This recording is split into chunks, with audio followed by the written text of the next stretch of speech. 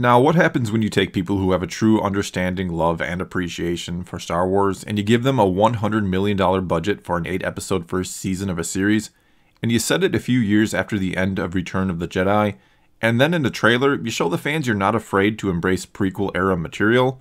Well, you get The Mandalorian, a show that I, and I'm guessing a lot of other fans, are more excited for than any other upcoming Star Wars content. And even if you're someone who doesn't generally get into Star Wars when it's not about the Force or lightsabers or all that good stuff, and let's be honest, the battle of good versus evil or Jedi versus Sith is at the core of Star Wars. Anyway, even if that's what you love and always want out of Star Wars, and the rest doesn't really interest you all that much, or if you're someone who just wants to be done with Star Wars after the disappointment of the sequel trilogy thus far, it's got to be a little hard to watch this trailer and not be at least somewhat intrigued by what you saw. Besides, even if you do just love the Force aspect of Star Wars, at some point I'm sure we'll get a Force-sensitive character or two. Not saying it'll happen right away in Season 1, but I'd be stunned if we never run into any of them as the show goes on. Then again, right in this new trailer we have some individuals, perhaps our main character's parents, dressed very similar to the Disciples of the Whills, a group we first learned about in Rogue One, and that is attached to the Guardians of the Whills. It even looks like they could be on the planet Jedha here, which of course we saw in Rogue One, and is home to a temple of the Whills. And no, it's almost certainly not the case. This is probably some Mandalorian world being attacked by separatists during the Clone Wars, but who really knows how much the show may try to tie into the bigger picture, and how quickly they may try to do that. We also need to keep in mind that we've been told or promised that there is a huge Star Wars spoiler right in the first episode, and calling it a spoiler is, well, odd considering when you learn something within the story itself, you'd usually call it a reveal and not a spoiler, since spoilers are something you learn about from someone or something outside of the story, which then usually ruins some aspect of the plot. So calling it a spoiler almost implies it's going to ruin some other aspect of Star Wars, perhaps?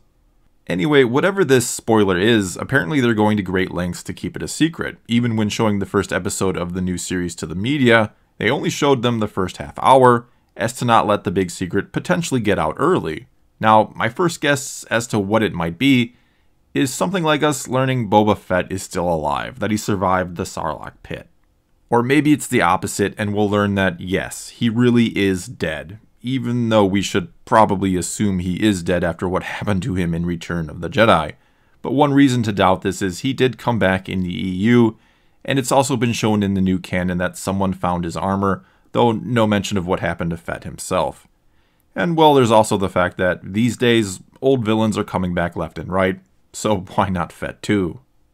And one reason to do this, to bring up Boba Fett whether he's dead or alive, is to try and let people know that this guy, the Mandalorian, is not him. Hell, in the new canon, Boba Fett isn't even a Mandalorian anymore, he just wears the armor. But anyway, considering the Mandalorian probably won't be taking his helmet off in the first few episodes, if not the first season or even longer, they're probably going to want to say or do something that really lets people know, or the more casual fan know, that this is a totally different bounty hunter, especially since it looks like he freezes his bounties in carbonite, which is a trick that maybe he learned from Boba Fett himself, since in The Empire Strikes Back, it's heavily implied that it's not common practice, freezing people in carbonite I mean, since Lando is worried that Luke won't survive the process, hence that's why they test it first on Han Solo. And so maybe the Mandalorian learning the secrets of it from Boba Fett will get referenced somehow. Or maybe someone will even ask him directly, "Are you Boba Fett?" and he'll shoot him in the face for the question. Doubt that'll happen, but who knows. There's also the chance that the Mandalorian will say he's not Boba Fett for some reason, or will acknowledge that he's still alive and out there somewhere else, or maybe he'll say he killed him once and for all, or it's even possible, for some reason, he went looking for Boba Fett and found his remains on Tatooine. Hell, there's even a desert planet briefly shown in the trailer. One way or another, though, I do think they'll do something right within this first episode to let people know that this isn't Boba Fett, since that's an easy assumption for the average person watching to make who doesn't keep up with everything Star Wars. Whether or not that's somehow attached to what this big spoiler is, well, who can say? I would just find it odd if this quote-unquote spoiler had little or nothing to do with the show itself. Then again, maybe that's why it's being called a spoiler and not a reveal, because it has little bearing on the actual show. Okay, and getting back to the trailer itself now, outside of the beginning of it, where we hear some dialogue asking, I'd assume, the Mandalorian if the world is more peaceful since the Revolution, and that it's a shame his people had to suffer, We don't learn much new about what to really expect from this series, outside of the obvious that it's about a bounty hunter who's going to do some really cool stuff from time to time. And don't get me wrong here, I thought the trailer looked awesome. It even got me more hyped for the show than I already was. In terms of the Disney era, this looked and felt a lot more like what you could call Rogue One Star Wars, rather than sequel trilogy Star Wars, meaning it feels more grounded and based in gritty realism.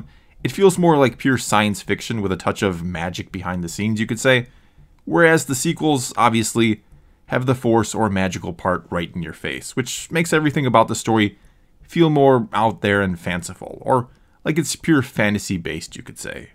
And though I do of course love the Force aspect of Star Wars, I also like seeing the more common man's view of the galaxy. It makes the Jedi and all that feel more extraordinary, since we can see that most people just go about their lives and will never ever see or encounter someone who can use the Force.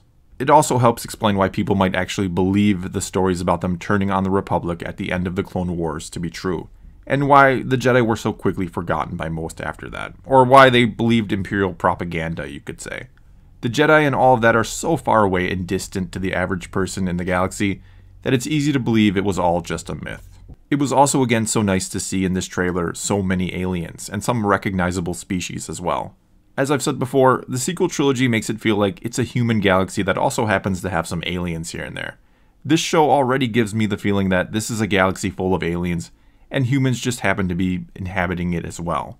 And one of the things that makes me very excited is that I think and hope we're really going to be hearing and learning a lot more about different factions, organizations, crime syndicates, and so on. This isn't going to be just good guys versus bad guys, not that I don't love that aspect of Star Wars, of course. This isn't meant to be just a follow-up to Return of the Jedi, where we watch the New Republic rise and the remnants of the Empire scattered to form the First Order. This is going to be something beyond or different from all that. Though yes, I'm sure we'll learn to some extent about both of those things, and we've even been told that the show will explore the origins of the First Order, but I'd be very surprised if that's a focus of the show throughout. In fact, I think it'll be more or less dealt with exclusively in the first season, where it looks like we'll be dealing with a lot of ex-Imperials. And then after that, I think we'll move on, and I think those first few lines in this trailer are teasing us about what the show will ultimately be about, because though we might initially assume that the revolution that gets referred to is the rebellion overthrowing the Empire, and that he's then asked if it's made the galaxy safer, he's not actually asking about the galaxy, instead he says world. He then mentions how his people, the Mandalorians I'd assume, have suffered, and to me this says something big has happened within the Mandalorian society since last we've seen them, or really learned anything about them in the new canon, which was in the show Rebels, where we essentially learned some Mandalorians have sided with the Empire, while others are resisting them. We also then saw in that show that Sabine Wren gave the Darksaber, a symbol of leadership you could say, to Bo-Katan, who is the sister of the Duchess Satine, who we saw die at the hands of Darth Maul, or just Maul, in the Clone Wars. And I have a hard time believing Bo-Katan won't show up at some point in this new series, especially when you consider the actress who voiced her in both the Clone Wars and Rebels, that being Katie Sackhoff, looks almost exactly like her. Then factor in that Jon Favreau, the showrunner of The Mandalorian, also voiced Pre Vizsla in the Clone Wars, a character that was closely associated with Bo-Katan in the show, which means Favreau and Sackhoff have likely literally worked together. Well, I can't imagine we don't eventually see her. Plus, when asked in an interview about the possibility of being in the show, Sackhoff only smiled and made mention of how badass Lucasfilm's non-disclosure agreements were. And though that's certainly not confirmation or proof of anything, she could have easily said the generic answer like, I'd love to be in the show, and leave it at that. And so, if I had to guess, we'll eventually see Bo-Katan seek out the Mandalorian to help her and their people at some point. But he'll of course initially refuse before coming around. I'm sure you all know the classic trope here. Then again, maybe it'll be something else a little different from the old tried and true formula. Either way, though I can certainly see the first season of this show being mostly about bounty hunting and establishing who our main characters are and what they're all about, and we'll see maybe the foundation of the First Order somehow as told, there will be hints throughout this first season of a much bigger story to come, one that will likely be about the Mandalorian people on the whole, and some conflict they're facing from within and or from the outside. Because as okay as a lot of fans would be with a show that really was just about the adventures of a badass Mandalorian bounty hunter, This show also has to sell the idea of a Star Wars series to the masses, not to mention help sell Disney Plus early on. In other words, they'll pull off all the stops with the show right in the first season, starting with this big spoiler, whatever that is, as well as many other little tidbits that are going to hint at a truly grand story to come. And I, for one, couldn't be more excited for it. Well, that's all I've got for you this time. Now it's your turn to tell me what you thought of the new Mandalorian trailer and what you think the show will ultimately end up being. So leave a comment below and let's talk some Star Wars. And until next time, thanks for watching.